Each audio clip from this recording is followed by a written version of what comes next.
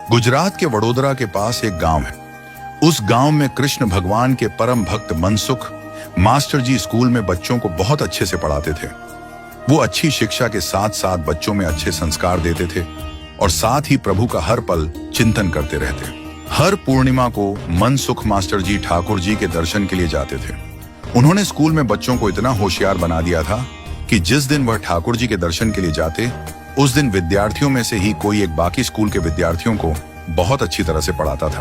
प्रभु कृपा से इस प्रकार अच्छी तरह से स्कूल की नौकरी और ठाकुर जी की भक्ति से मनसुख मास्टर जी का जीवन अच्छा चल रहा था। पर गांव के कुछ ईर्ष्यालु लोगों ने वडोदरा के शिक्षणाधिकारी से मनसुख मास्टर जी की शिकायत कर ये कहा, हमारे गांव के मास्टर जी बच्चों को पढ़ाने के बदले ठाकुर जी के दर्शन के लिए चले जाते हैं, जिससे बच्चों की पढ़ाई खराब होती है, उन्हें उचित शिक्षा नहीं मिलती है। 2 बार जांच करने के लिए शिक्षणाधिकारी के ऑफिस से कुछ साहब आए, पर उस दिन पूर्णिमा न होने के कारण मनसुख मास्टर जी स्कूल में हाजिर थे और स्कूल की प्रार्थना और बच्चों की पढ़ाई और संस्कार देखकर जांच अधिकारी बहुत खुश हुए और उन्हें इनाम देकर गए। गांव के लोगों को जब इस बात का पता चला तो सभी ने निश्चय किया कि फिर से शिकायत की जाए। इस बार स्पष्ट शब्दों में पूर्णिमा के दिन जांच की जाए, ऐसा लिखा गया जिससे मास्टर जी हाथों हाथ पकड़े जाएं और इस बार शिक्षणाधिकारी स्वयं जांच के लिए आए, इस बात पर जोर दिया गया था। इस बार पूर्णिमा के दिन सुबह की पहली ट्रेन से मास्टर जी ठाकुर जी के दर्शन के लिए निकल गए। दूसरी ओर ठीक 11 बजे स्कूल में जांच के लिए शिक्षणाधिकारी साहब गांव में आए।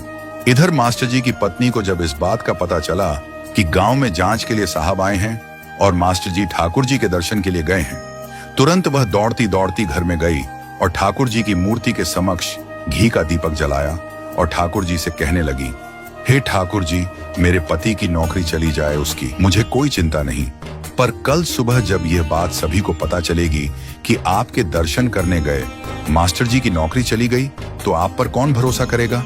हे ठाकुर जी, हमारी लाज रखना।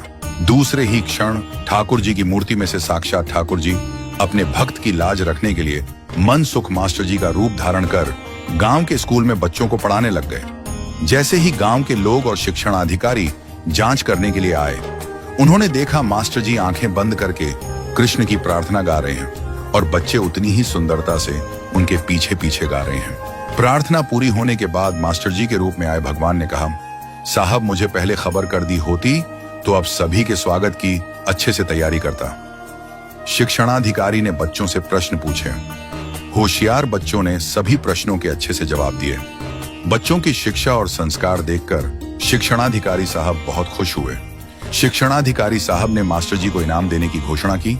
इस बात से गांव के लोग अंदर ही अंदर जलकर राख हो गए। जब शिक्षणाधिकारी खुश होकर वडोदरा जाने के लिए रेलवे स्टेशन पहुंचते हैं तो अचानक सामने से ठाकुर जी का दर्शन करके मनसुख मास्टर जी ट्रेन से उतरे। मास्टर जी को देख शिक्षणाधिकारी चौंक गए। मास्टर जी भी शिक्षणाधिकारी को देखकर घबरा गए। घबराते हुए कहने लगे, साहब मुझे अगर पता होता कि आज आप आने वाले हैं तो मैं ठाकुर जी के दर्शन के लिए नहीं जाता। शिक्षणाधिकारी साहब ने कहा, क्या मनसुख जी आप मजाक कर रहे हैं? मैं आपके स्कूल में जांच करने गया, आप खुद पूरे दिन हमारे साथ रहे, ये सब क्या है? मुझे कुछ समझ में नहीं आ रहा है।